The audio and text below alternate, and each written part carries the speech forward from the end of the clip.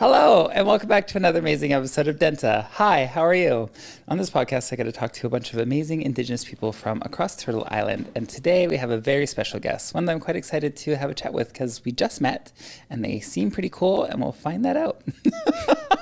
Everyone give it up for Serenity. Hello, I'm Serenity. I'm from Barrensland First Nation, but I grew up in Thompson, Manitoba.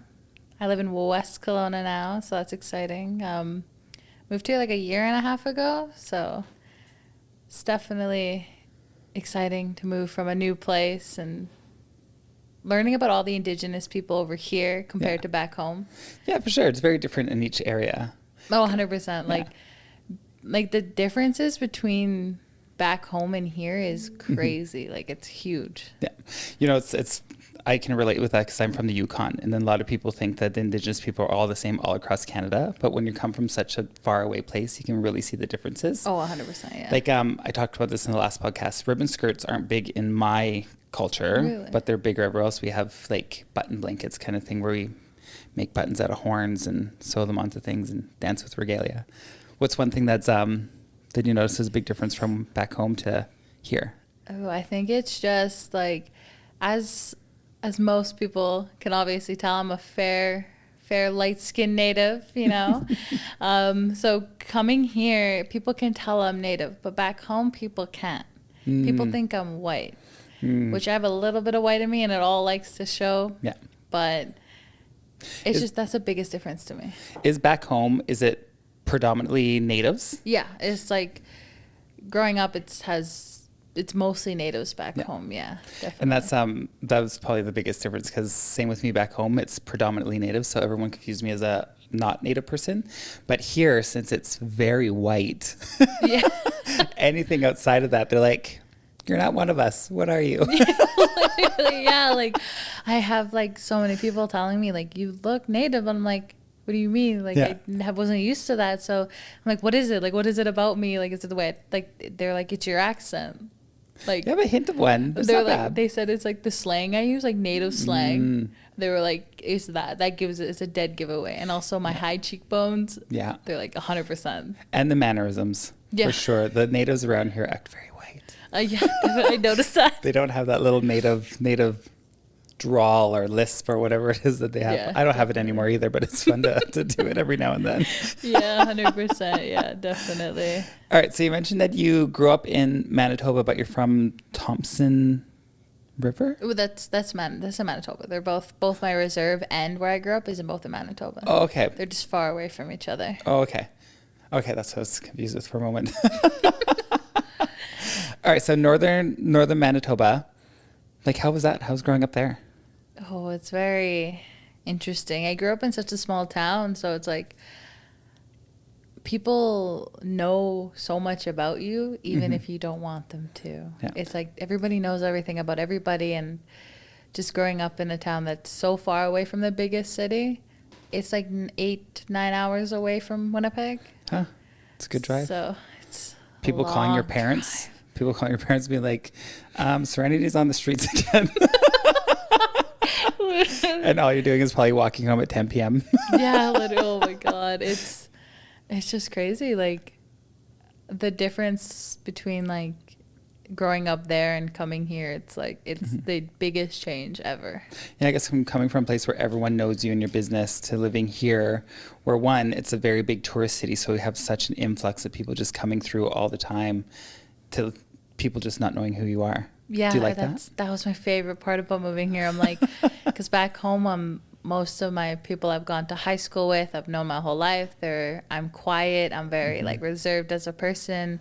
But moving here, it's like I've really come out of my bubble. Like I moved here knowing that I could change and I could be whoever I wanted to be, and not being ashamed of being Indigenous or my sexuality anymore. I moved here creating kind of a new person for myself. It's amazing. Or just coming into your own being. Yeah. I think that's definitely like, because back home it just feels like I couldn't be myself, but coming here, meeting the amazing amount of people that I've met so far, being able to become my true self has been very amazing. That's cool. We're going to delve a little deeper on this. So you mentioned, well, like this is a common thing that I talk with a lot of people that are either from northern towns about the embarrassment or the shame of being Native. Like it's like this way in terms, there's a lot of blatant racism the farther north that you go. And then when you're a fair-skinned person, it's easier to like bridge the line of distancing yourself from a Native person. Yeah. And then it does create a little bit of shame, because I had that when I was younger too. I tried not to be Native as much as I could, because I saw how badly the people that were very visibly Indigenous, how they were treated. So I was like, I'm not going to be like them. Yeah, 100%. Like, just because back home, people are always assuming I'm white anyway. So growing up, like, I was into sports. I was very into, like, I was very sporty teenager. So I was also grew up around a lot of white people. So just being kind of ashamed of being Indigenous, like not being proud of who I am. So coming here, it was like, it really opened my eyes. Like, I don't care if someone knows I'm Native or Indigenous or not. Yeah, because there's power in it. Yeah. And probably like growing or being around all these white people, them thinking you're white, and then you're hearing all the things that they're saying, and you're like, oh, I don't want to be the receiving end of that. Oh, yeah, definitely.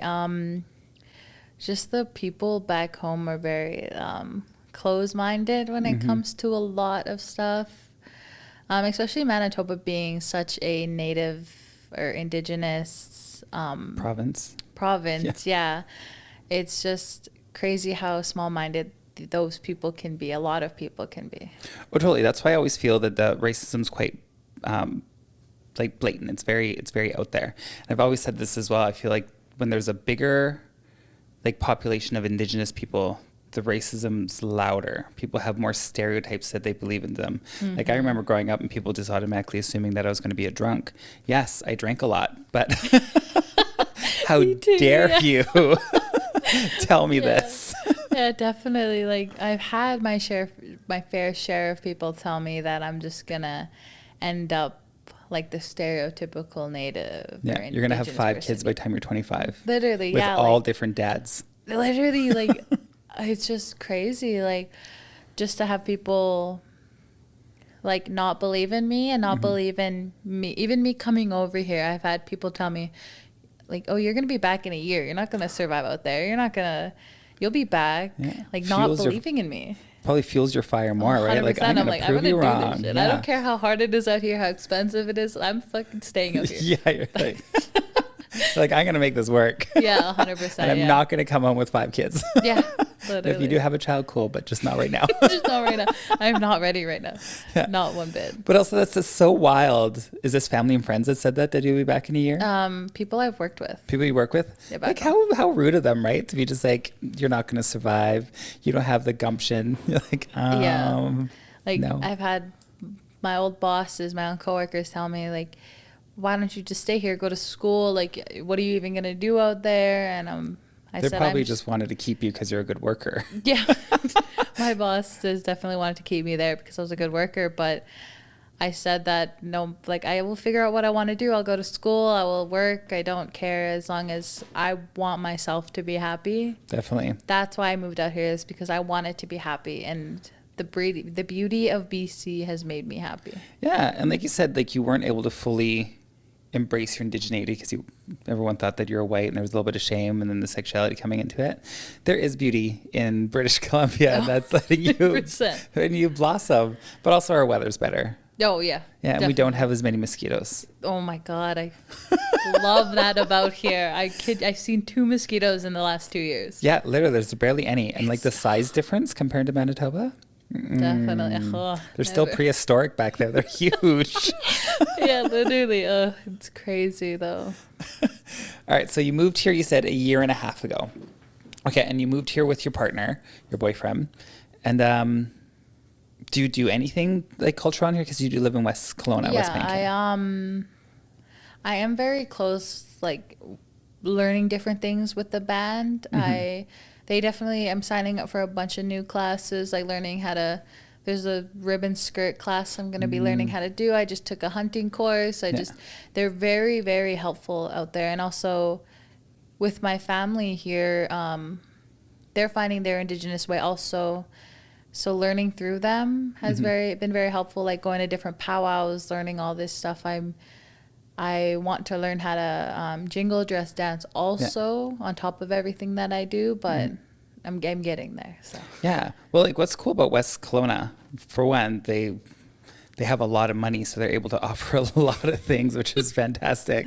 But they do have these courses that are going on throughout the year. They have, like, I believe they had drum making at one point. You can go out and collect traditional medicines. They teach you how to harvest sage. Like, there's so many fun things. And you did a hunting class here. They paid for everything. I just had to come stay in a hotel in Kelowna for a night, and just the next day I learned everything, and I got my license, and I passed, and so I got my hunting license now, which is great. And just the amount of help that they give Indigenous people is crazy to me. It's even if you're not from the band here, even if you just have to be Indigenous, literally, like, come on in, cousin. Literally, like your family now. Like, yeah, exactly. You're here. Let's go. They're gonna help you no matter what, and I think it's really, really beautiful to get to Indigenous people to get that kind of help, because back home you don't get that. Yeah. There's nothing like this back there.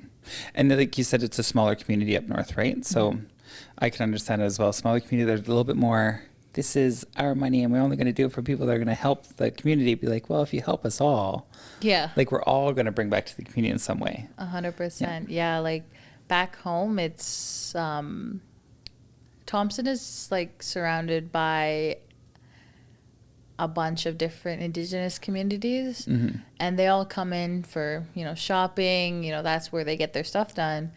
And it's like Thompson has no activities, there's no nothing for children or even Indigenous people in general. Like, it just doesn't seem like there's any help out there. Yeah, which is too bad. That can create a lot of problems as well. 100%. Was there like a lot of cross reservation fighting? Because you said there's a lot of different Indigenous people. Yeah, it's definitely really funny to like it's not like super crazy, but I do see on Facebook a lot where it's like this family's fighting this family. Yeah. They don't know why, but they're just because they're your cousin. We're like, well, we don't like the Alexes and like whatever. 100%. Yeah. Yeah.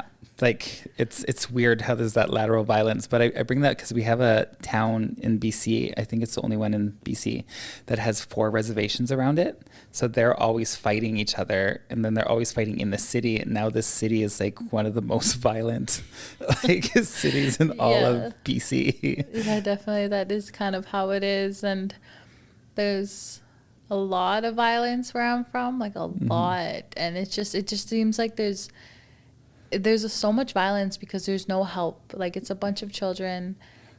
Majority of the time, the violence is children or teenagers, and they're getting so young, and the violence is getting so much bigger with the Indigenous community. And most of the time, they are Indigenous, and it sucks to say, but it just doesn't seem like there's any help back home. No, at all. Yeah, and then they need to create activities or something for them to do. But also with like the lateral violence that happens, it tends to get normalized. Because like there was a lot of violence when I grew up as well, and it just happened all the time. And then all of a sudden I come like here because I moved south for warmer weather. And it was just like, when people were fighting, or like if something happened, I would just expect them to like throw punches. And then all of a sudden you see like people like talking it out. I was like, what's this weird thing happening right now? Maturity, what? I'm like, what's going on? Like communication? I don't know what that is. It's like, and just punch her and get on with it. Just don't talk about it. Just keep going. Like, it's just crazy. Like, and also moving here, like, since there's so much violence back home, like, actually being able to walk around at night by myself is huge for me. Like, not being able to look over my shoulder, or like being scared that like I'm gonna get jumped for nothing. Just walking around like to the store down by my place here. I don't think a lot of people realize this as well, because most people's views of Indigenous people are from bigger centers like Vancouver or Toronto or Winnipeg, because it's a bigger like communities. So Indigenous people flock to the urban areas. They don't realize that in the urban areas, rural areas, that it is a lot more violent. And like, I can agree with that as well. I remember when I was younger, just walking like home, because I didn't live in the reservation, but I lived right beside it. So I'd have to walk through it if I visit my friends, and I'd have to walk a little bit outside to get to my home. But there were certain houses that if I walked by, there was some nervousness because I know that they didn't like my friends. And since I was friends with this person, I was now their enemy. Yeah, definitely. and I was like, well, I could get jumped. Who knows? What are they going to steal from me? Nothing. I was poor, but you know. Yeah, definitely. Like, just being around that atmosphere, it's like having to be picked up from work every day because I worked in an area back home that wasn't very safe. Mm-hmm. Like, I couldn't walk home. I couldn't even walk like 5 minutes outside of that, in that area, or else it just sucks not being able to be like feel safe where I grew up. Definitely. I guess that's a lot nicer now that you have here, right? Oh, 100%. And now that you mentioned to do that, is that why your sweet boyfriend shows up at your work to make sure that you get home safe? Because he's so used to it. He definitely is he's so worried about my safety constantly. So it definitely is in the back of his mind still that stuff like that like probably will happen. But I feel a lot safer here. Yeah. So that's he probably does too, but now he's just probably so used to it. Yeah. I always thought it was so cute, him sitting at the end of the bar. Actually, do you know what? So Serenity works at the bar that I work at. And then there's always this cute little man sitting at the end of the bar, and he looks awkward. And I was like, is he a closet gay that's just looking at everyone having a drink? Like, I just never knew. And all of a sudden he showed up again. And I was like, he's really looking for like some meat. Like, he's out hunting. And then the third time he came in, I saw you chatting with him and sitting there, and I was like, oh, I think that might be Serenity's boyfriend. Yeah. Because he sits in the same spot every time, and he looks around, he looks concerned, and like maybe just looking for a threat. I don't know. But now it makes sense that he's there to get you home because of where you're from. It was a little bit more violent, but that's adorable that he does show up for you. Yeah, I find it really, really nice that he does that kind of stuff for me. He's getting really used to this place. Yeah. But he also didn't grow up around too much about the LGBTQ community as well.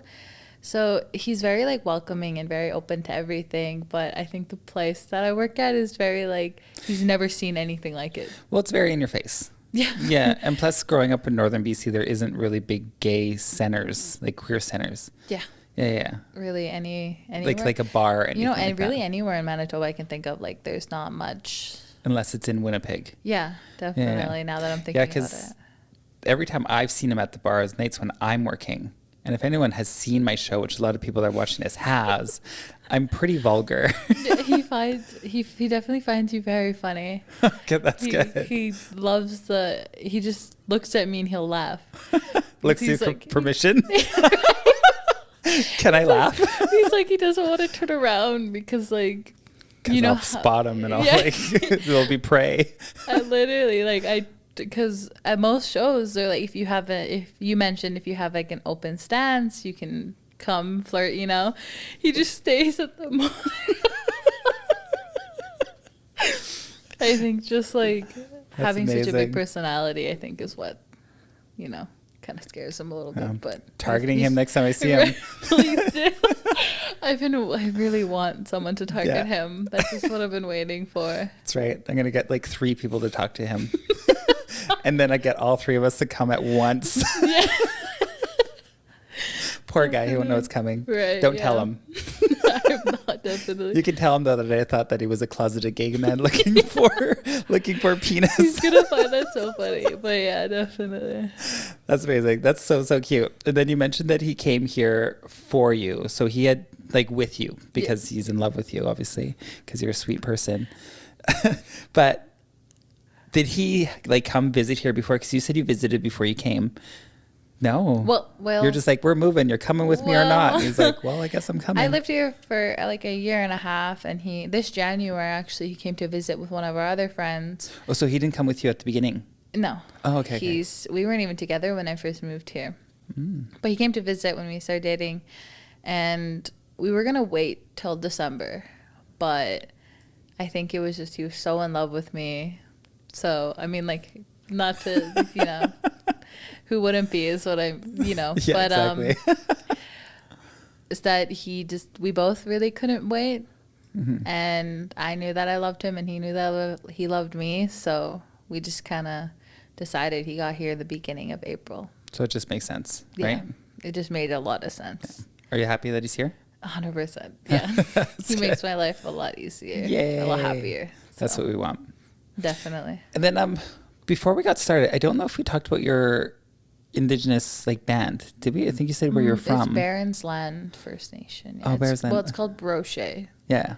Brochet, Manitoba. Yeah. And then like you would call yourself, like I would call myself Kaska Dene, but my band is called the Ross River Dénht'ā Council.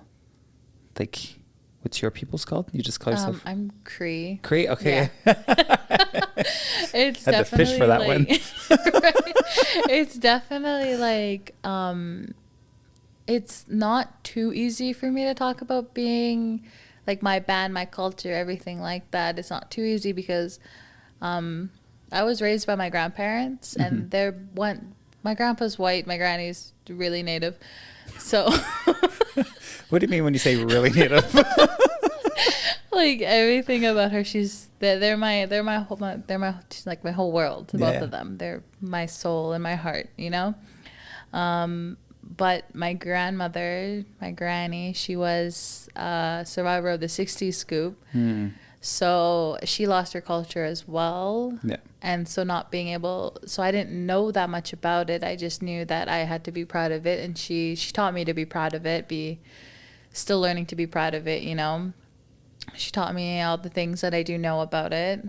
We were kind of learning together as well, like learning as we go, like meeting new family members and all that. So it's definitely hard when people ask me about my culture, about who I am, because I don't know yet. Yeah. Like I don't fully know yet. Yeah. But I'm still learning as time goes on. But that's good, right? That's fantastic, because not good that you know that she was part of the 60s scoop and lost her culture, but that's very common across most people on Turtle Island, is that we have lost a lot, and then we're in this rebuilding spot, and then we're having a voice and we're speaking out about it and we're talking louder, and then we have all these other people being like, all this native stuff's being forced down our throat. Like, whoa, like you need to calm down. It's like we just finally have a voice and we're using it. And plus we're rebuilding, so we're all learning in a bit. Yeah, definitely. Yeah. She has definitely taught me to be a strong, independent, Indigenous woman, and every day I'm more and more thankful for everything she's taught me in my life, because I'm 21 years old and she still teaches me everything. She's still my biggest supporter and all that, and just getting her to teach me about being Indigenous and all the things, because I realized actually the other day that with being Indigenous, it's like everyone has heard of a different way to do things. So not each way is like one way. No. It's just a bunch of different ways, and I didn't know that. So it's like, am I doing this wrong? Am I doing, whatever wrong? But the way my granny taught me is the way that I do it. You know, it's the way that I live and all that. So. Yeah, which is what you need to do, because that's who you are. Yeah. We have a lot of people that come in here and they all express the same thing, and we all talk about this in a broad way, because there is no right and wrong way to be Native. There is no one way to be Native, because if there was one way, then that would mean that all 600 different peoples, or I forgot how many different Indigenous registered people are in Canada, they'd be all the same, but we're not. We're so different, but we have like similarities. So yes, that's a great lesson to know. Like the way that you do something may not be the way that someone else does it, but if someone ever tells you that's wrong, you'd be like, go fuck yourself. That attitude is very colonial. Yeah. Like you can't tell me how growing up in Manitoba as a Plains Indigenous person, how to do something when you are from the Pacific Coast. I don't know, just using that as an example. Yeah, like it's completely different. Like my cousin has learned a bunch of other different things than I've learned it, and so just being proud of what I've learned so far and what I keep on learning from her is definitely something that I'm going to keep with me forever. Nice. And they're still in Thompson? Yeah, they're all, my whole family is still in Thompson. Yeah. Nice. Haven't seen them in a while, but itching to go home? No? Not really. You're like, there's FaceTime. I hope that there's FaceTime. We FaceTime every day. They're good, but yeah, they're fine. I hope they come visit me some more, you know. Well, it's more fun to come visit here. Oh, 100%. They came to visit me like in the summer. So the fires though were bad around there. Yeah. So they got to see a little bit of mountains, but my granny was freaking out. Because the fires? But didn't Winnipeg wasn't like all of Manitoba in flames last year, or was that 2 years ago? I think that was 2 years ago. Yeah. You're like, I wasn't there, I was here. I was visiting here. Yeah. 2 years ago I was visiting here when all the fires were back home. So yeah, I'm not entirely sure. Yeah, Winnipeg goes through a lot of fires as well, don't they? I think so. Well, there's Manitoba, sorry. There's a lot of trees over there. So I think so. But like, you've only been here for 2 years. I've been in Kelowna for a while. And it's kind of crazy because when I first moved here, fires were just something that happened every few years. Like, it's happened, it's not, don't have to worry about it. If a fire happened, we don't have to worry about it next year. But now it's like, oh, it's fire season. Yeah, it's crazy moving here and seeing that, like, people being like, oh, it's fire season. And I'm like, what do you mean? Like, I didn't have to experience that back home because it also didn't get that hot back home. What are you talking about? Didn't get that hot? Last time I was in Winnipeg, it was like 40 degrees for like 3 days. But it was I swear it does not get that hot. Like, I think like the hot feels hotter. Well, I mean, it's obviously hotter here, but like it just feels completely different. I feel like I'm going to die over here. Here? Because of how hot it is. I feel like that's the same in Winnipeg when I was there. It's just like got so hot. I don't know if it was because it was, I don't know. I just felt like it was insanely hot. And then you had the mosquitoes attacking you. And then as soon as the sun went down, I'm not saying I had a bad time, but it was a different moment that I felt like I was struggling. Yeah. But yeah, I think that it got really hot, but it was only, once again, I don't live there all the time. Maybe it was just like a random heat wave, but I was also there like 7 years ago. Yeah, that was a long time to be out there. I'm not, like, the weather there is actually pretty cold. Yeah. Like, well, in the winter. It's like minus 40. Even the summer. Well, we had a whole week of minus 20 this year. It was freezing. Oh my God. You don't have no idea how many people were like, it's so cold. I'm like, really? It's not bad. I'm like, do not even compare cold to where I'm from. Like, minus 40, like, I grew up there, and I'm still not used to minus 40. Well, who wants to, right? I don't think anyone wants to. Can you imagine? Like, this is amazing. Literally. Oh, my God. There's so many people back home that are, like, very, like, skidoo people and whatnot. I think when I was younger, the coldest sky was, like, almost to minus 50. But this was also, like, 30 years ago when the whole world was a little bit cooler. And hated that. Also, where you were from, when you were at Halloween, did you have to make your costumes go over your snowsuits? Oh, yeah. Every year. I hated it. Yeah. You get something cute, and then you have to, like... It's not even cute anymore. No. You look like that one commercial, like, where they sell tires and that... The Michelin Man? Yeah, I think that's what it's called. Yeah, the tire person. Yeah. That's what you look like. Like That's exactly what's going through my mind. Because you're like, oh, this is going to be fun. It's going to be cute. And all of a sudden you're like, boof. Literally, like, it's not cute anymore. No. You know? Definitely. Amazing. Do you ever miss certain aspects of, like, your culture back home from here? I know you said that you didn't grow up a lot around it, but you lived in such a place that was heavily influenced by culture. Did you do a lot while you were there? I think that the thing I miss the most is probably, like, being able to drive an hour to where my family who grew up can teach me more, like teach me everything. Like, I could spend the whole day there and they'll teach me anything. Yeah. Being able to do that so easily is something that I miss. Yeah. And just being able to go upstairs to my granny and ask her a question and just say, like, about our Indigenous peoples, and just being able to learn is a lot easier, because knowing where I can get my information from but here it's like I don't know where to start. I don't know who to go to. I don't know who to contact. Like, if you're looking for something specific. Yeah, like, it's just also my granny sews as well, so being able to go to her and being like, can you make me a pair of mucklucks? Can you make me, like, sew this for me? Like, teach She's me how to do that. Yes, my girl. Literally, like, just being able to learn that certain stuff from her. Did you ever learn to sew or bead from I her? learned how to bead when I was in high school, but not since then. Yeah. But my granny knows how to bead. She knows how to sew. She does the whole thing. See, like I learned how to bead as well when I was younger. And can I do it now? Probably. But like, will it be good? Yeah, me too. Same with sewing. I learned how to sew at a very young age. Can I do it now? Probably. Just not great. Yeah, definitely. Yeah. Me too. My mother did a lot of, she sewed like all of our slippers and all our gloves and all our toques and all that. We had all of that growing up. And I remember when I was younger, just wanting to have what everyone else was having, like the store-bought gloves.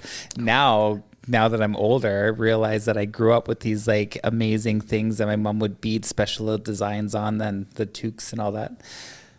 That was luxury. Oh, 100%. Yeah, like just missing that, like being able to go to my granny and be like, can you make me a pair of slippers? Yeah. And her being like, of course. Like she'd get right on it. Yeah. Do it in like 2 days. Literally. That woman's crazy with it. And that's a lot of work because Right. punching through that leather, you know that thimble? Oh, yeah. They have to like push it through the needle. Is that a lot of work? And like what's wild is because we take it for granted. Well, I took it for granted when I was younger, and now they have it. Now they don't have it as much. Like I miss it. But then realizing what people would pay for these things when we would just get it so easily. Definitely. It's being able to like how expensive they are now. Yeah. It's wild, like $300 for our gloves. Yeah. It's crazy. And I'd be like, Mom, I need new gloves. My hands got bigger. Right? She's like, all right. Like just having that luxury is like something that. We just took it for granted because I remember I was really into owls one year. So she made me gloves with owls, and the next year I wasn't. So I made her make me one with wolves on it. Like, yeah, like that's like the equivalent of someone just like getting their mother to buy them a glove. But then they were just like being fantastic, sewing it all together, beating away. Like that, I think it means a lot more when. Oh, it definitely does. 100% when they make it like from like scratch like that, you know. But when I was younger, took it for granted. Right. Now I'm all like, Mom, can I get that? She's like, I got arthritis. Right. And I'm like, damn it. Literally, yeah. Like wait, I asked her, I was like, can I get another pair of buck legs? She's like, I'm not sending it all the way over there. Yeah. She's like, come visit me and get it. I was like, how about you come visit me? Make me a pair of buck legs, make me a pair of slippers, I like some gloves and a toque, and then bring it with me when you come visit in the summer. Definitely. Oh, that's amazing. So living here now, you said that you did a hunting camp and then you just signed up for a ribbon skirt. Yeah. Do you know if your people back home wore ribbon skirts traditionally as well? Because there's a lot of Plains people, I believe, use that. Yeah, they do. That's where I got my first ribbon skirt from back home. Like that, it's very popular there as well. Everything that like I've seen a lot of similarities with here and there. I think the only thing that's different is like what the Indigenous band is called, and also like people here I noticed do not know what oven baked bannock is. They don't. It's fry bread. Okay, this is a good conversation because we. Like up north, we don't fry it. It's oven baked as well. It was all oven baked. Sometimes we'd make a bannock loaf, and I would always talk about this, and they wouldn't get it. So then it always had to be fried. And then I had to make bannock for something. Well, me and Dustin, people that at home know, you know him now, the guy behind the camera. We had to. We were part of a charity where we had to make something for the food bank, and then they were auctioned off. So we're like, let's make bannock. So I started like making oven baked bannock, and everyone's like, why aren't you frying it? And I was like, I know that you fry it around here because we did oven bake it, right? Yeah, I couldn't remember. We were drinking a lot at the time. So we filmed it, and us were just drinking wine. It's a mess. It's called Dick. Disasters in the Kitchen. Oh, very cool. That's a smart name. Because we both don't cook, so it was just a mess. And we made 3 episodes. And we're like, how can we fuck up an item with 3 ingredients? Water, salt, and flour. Like, how do we fuck it up every time? Anyways, yes, they don't understand oven baked bannock. Have you taught people here? I don't even know how. I made it once. Like I do know how, but I'm not very good at it. Like I've made it once really good, and I haven't since then. My papa loves to tell me that it's because I'm not putting enough love into it, or I'm not putting enough happiness into it. Like, I'm not in a good mood. My energy's not good. That's why it's not coming out good. But I'm like, I swear to God, I'm happy. Your grandpa, for being a white guy, really gets Indigenous creation. Oh my God, I wish I could. Oh, he's like, it seems like he's more Indigenous than me most of the time. Yeah, because that's a very Indigenous mindset. Like, if you do anything, you have to be in the good mindset to carry on that energy in the process. Yeah, definitely. He always reminds you, because he loves cooking. Any advice it's made with love. Literally. Okay, Grandpa. Yeah, like, I get it. I'll put all the love I can in there. Like, there's a trick. There has to be a trick of like kneading it or something. Oh yeah. Well, my roommate because we just made makes it hard, really well. or he made it raw. Yeah, I think I made it pretty hard last time I made it back home, but my roommate makes it really well, so I'm getting her to teach me sometimes. But like, is she from where you are? So is it oven baked? We're everyone I live with is from Manitoba. Okay, so they understand oven baked. They all get it, but my friends here, they don't get it. They don't get it. Yeah. Do you also put like dried fruit and stuff in it? No. Did you do that back home? I've never done that. Oh, that's what we did up north all the time. We'd like cut up like apricots and stuff. And Really? Yeah. That's crazy. That's never heard of it. crazy. I've never heard of Disgusting. I've never heard of it like that. Oh, okay. Have you went to Kakuli Cafe on the west side? Oh yeah, I love it there. I love that place. Like their little bannock things with the toppings. Oh, so good, so good. Yeah, my boyfriend really likes this. I don't. So next time you come into work on a Saturday, you should bring in a piece of your roommate's oven baked bannock, because I haven't had it in a long time. I'll bribe her to make us some bannock. Exactly. I wonder if anybody else there have tried bannock. Probably not. Well, Shannon has. Oh yeah, Shannon, the other people that you work with aren't deserving. Just kidding.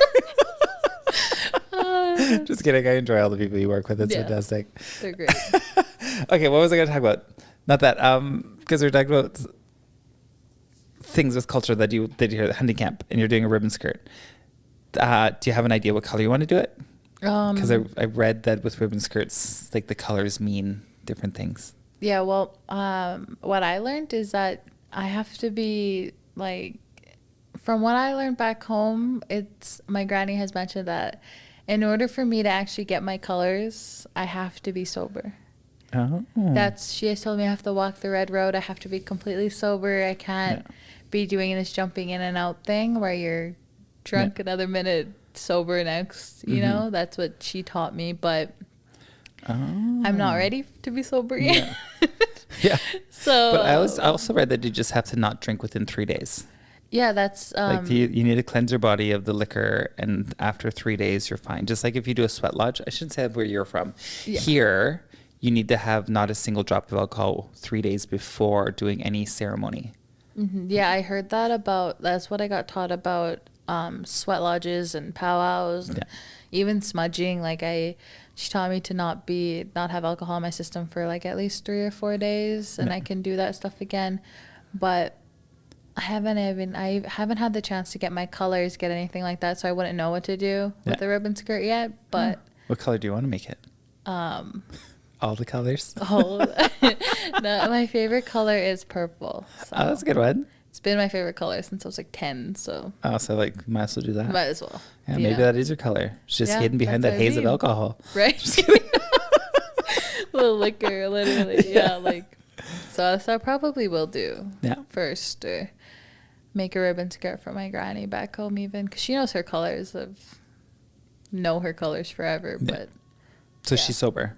Oh, she's been sober for as long as I can remember, like my whole life. You're like, I'm just not ready for it. Right. And it's true. Like, enjoy it, have fun, be respectful of it. Yeah. Do it safely. Do a buddy system. Always get drunk with a friend. Not alone. That's when you have a problem. Oh, literally, yeah. Like I'm 20. I'm in my 20s, so. I'm 20. I'm in my 20s. Well, I'm 21. I'm in my 20s, so. You are in your 20s, yeah. I'm gonna have fun and enjoy life. Yeah, exactly. Have a good time, right?